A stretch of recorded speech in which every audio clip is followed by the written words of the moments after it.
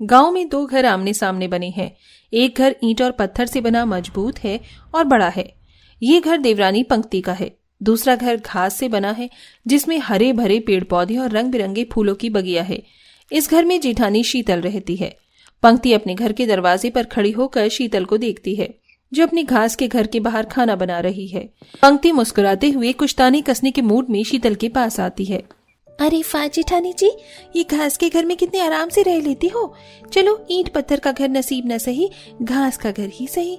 लगता है पिछले जन्म में जरूर कोई बुरे कर्म करे होंगे, तभी तो तुम्हें बुरा वक्त मिला है, तभी तो ये घर नसीब में लिखा था। हमारा देखो कितना मजबूत है ईंट पत्थर का घर, कोई परेशानी ही नहीं है। पंक्ति, घर चाहे किसी भी चीज का बना हो, असली घर वो होता है जिसमें प्यार और सुकून हो। हमें तो बस उसी से मतलब है। हम इस घर में रहकर बहुत खुश हैं, भले ही ये घर घास का क्यों ना हो। अरे सही कह रही हो, लेकिन हकीकत तो ये है कि जिसकी जितनी औकात होती है उसे उतना ही मिलता है। ईंट पत्थर का घर हर किसी को नसीब नहीं होता, है ना। पंक्ति, घर की ताकत दीवारों से नहीं होती, सच्चा सुख और अपने रिश्तों से होती है। तुम सोचो और देखो, अपने घर को प्यार से स्वर्ग बना लो। शीतल ये कहकर अपने घास के घर में चली जाती है। पंक्ति थोड़ा जल भूनकर अपने घर की तरफ वापस चल देती है। उसके चेहरे पर थोड़ी खींच झलक रही है। आखिर ऐसा क्या हुआ जिसकी वजह से देवरानी ईंट और पत्थर के घर में रह रही थी तो वहीं जेठानी एक घास के घर में रह रही थी। ये जानने के लिए कहानी में थोड़ा पीछे चलते हैं। पंक्ति की शादी का समय है। वो सज धज कर अपने नए घर में आई है। एकदम चांद के टुकड़े की तरह लग रही है हमारी देवरानी जी। आ जाओ अंदर, तुम्हारे इस घर में स्वागत है। अरे भाभी, बस आज देवरानी का ही स्वागत करोगी, मेरा नहीं करोगी? अरे देवर जी, आप भी तो इसी घर के सदस्य हो और ये घर तो आपका ही है। आपका स्वागत करने की क्या जरूरत है, आप तो हक से घर के अंदर आइए। मोहित खुश हो जाता है, जिसके बाद वो पंक्ति के साथ मिलकर घर की दहलीज से अंदर आता है। शुरुआत में सब कुछ ठीक चलता है। पंक्ति अपने पति मोहित और घर वालों के साथ खुश है, लेकिन धीरे धीरे उसे एक चिंता सताने लगती है कि कहीं उसकी जेठानी शीतल उसके घर पर कब्जा न कर ले। शाम का वक्त है। पंक्ति और मोहित आपस में बातें कर रहे हैं। मोहित, मैंने सोच लिया है कि हम जेठानी जी और राकेश भाई साहब को अलग घर दे देते हैं। वो इस घर में ऐसे ही रहेंगी तो आगे जाकर इस घर का जब बंटवारा होगा तो उसमें उनके बेटे और उनका हिस्सा ज्यादा हो जाएगा, और मैं ऐसा बिल्कुल नहीं चाहती।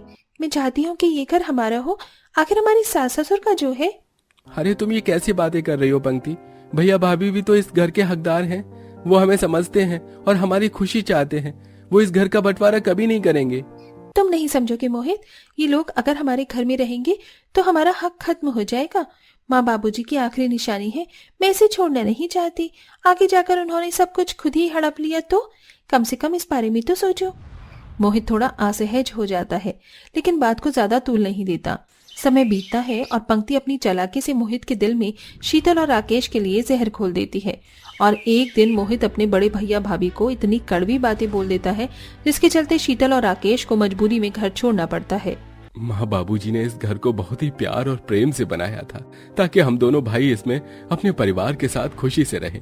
लेकिन लगता है भाई, तुझे परिवार के साथ कोई खुशी ही नहीं है। मरते वक्त भी माँ ने मुझे यही कहा था कि ये मेरा घर है और आज मैं अपना हक ले रहा हूँ, तो इसमें कौन सी बड़ी बात है। हमारे घर के बाहर जो जमीन है आप वो ले लीजिए। ऐसा भी नहीं है कि मैंने आपको कुछ नहीं दिया।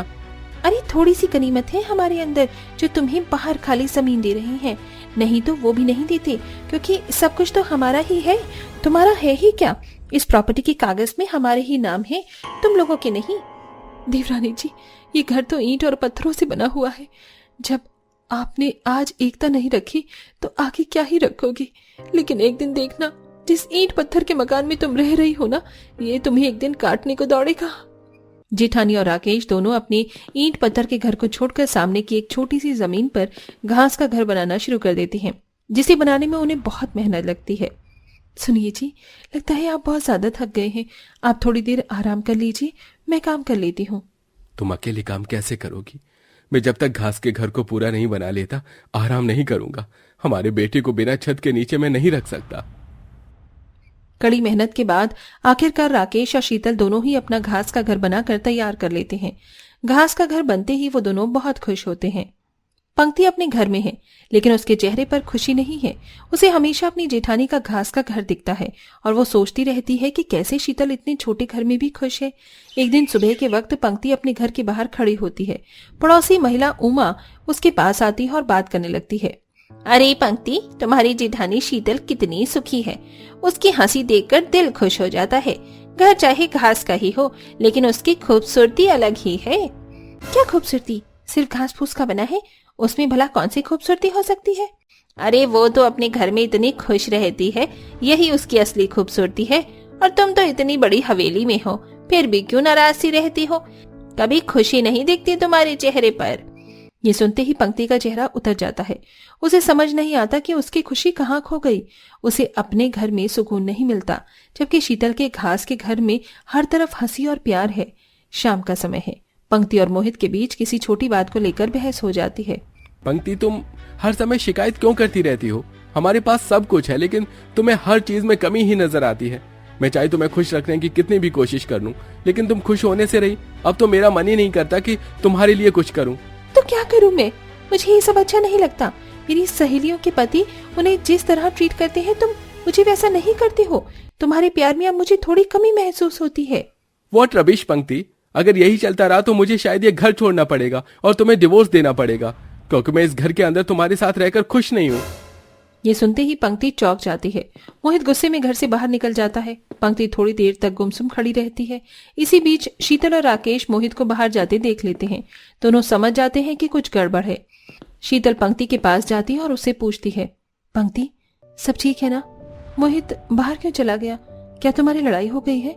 बोलो पंक्ति, ऐसे गुमसुम खड़ी क्यों हो? कुछ ठीक नहीं है जेठानी जी, मुझे नहीं पता कि क्यों, लेकिन इस घर में सब बिखर गया है। हमारी खुशियां कहीं खो गई हैं। एक साथ होने के बाद भी हम लोग खुश नहीं हैं। मोहित भी चिड़चिड़ापन हमेशा रहते हैं। उनके इस चिड़चिड़ेपन से मैं दुखी हो गई हूँ और इसीलिए हमारी लड़ाई भी हो जाती है। पंक्ति, खुशियां घर की चीजों में नहीं, उसमें रहने वालों के व्यवहार से होती है। घर चाहे ईंट पत्थर का हो या घास का, असलियत ये है कि एक दूसरे को समझकर चलना ही परिवार को सहेजता है। पंक्ति को शीतल की बात धीरे धीरे समझ में आने लगती है। वो रोते हुए शीतल से माफी मांगती है। मुझे माफ कर दो जेठानी जी, मैंने ही गलतफहमियों के चलते आपको और जेठ जी को घर से बाहर निकलवाया था। लेकिन आज मुझे समझ आ रहा है कि खुशी ईंट पत्थर के घर में नहीं, बल्कि रिश्तों की सच्चाई में होती है। सभी के साथ रहने से होती है, प्यार प्रेम बांटने से होती है। कोई बात नहीं पंक्ति, ये समझना भी बहुत बड़ी बात है। आओ हम सब मिलकर इस घर को सच्चे प्यार और समझ से स्वर्ग बना दें। तभी मोहित और राकेश भी वहां आ जाते हैं। देखो छोटे भाई, घर को समझो। बड़े घर में रहना सबको अच्छा लगता है, लेकिन जब घर में प्यार प्रेम ना हो तो वो घर ईंट और पत्थर का ही बनकर रह जाता है। प्यार प्रेम और एकता से ही घर स्वर्ग बनता है, और तुम्हें इस तरह गुस्सा करके घर छोड़कर कभी नहीं जाना चाहिए। आज के बाद ऐसे दोबारा मत करना। अपने परिवार को समझो और परिवार के साथ इस घर को स्वर्ग बनाओ। भैया, आप बिल्कुल सही कहते हैं। हमने बस इस घर की चकाचौंध और पक्की ईंटें देखी। हकीकत में तो हमने इस घर के सुकून को ही बाहर निकाल दिया, यानी कि आपको और भाभी को। आप दोनों का मैं गुनहगार हूँ, जो अपनी पत्नी की बातों में आकर अपने बड़े भैया को ही घर से निकाल दिया। मैं आप दोनों से माफी मांगता हूँ, मुझे माफ कर दो। कोई बात नहीं दिव्या जी, आपको माफी मांगने की जरूरत नहीं है। यहाँ सब कुछ ठीक है। मोहित भी अपने गुस्से को शांत कर चुका है और शीतल के समझाने पर वो भी पंक्ति को माफ कर देता है।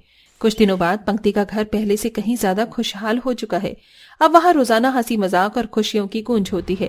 पंक्ति ने अपनी जेठानी शीतल से रिश्तों की अहमियत सीखी है और अपने घर को स्वर्ग बनाने का वादा करती है। यही नहीं, वो अपनी जेठानी को वापस घर में बुला लेती है। इसी के चलते सभी लोग एक साथ खुशी खुशी रहने लगते हैं और कहानी यहीं समाप्त होती है। कहानी हमें सिखाती है कि घर की असली खूबसूरती दीवारों में नहीं, बल्कि उसमें बसने वाले रिश्तों और प्यार में होती है। घर को स्वर्ग बनाने के लिए रिश्तों में समझदारी, अपनापन और सच्चा प्रेम होना चाहिए।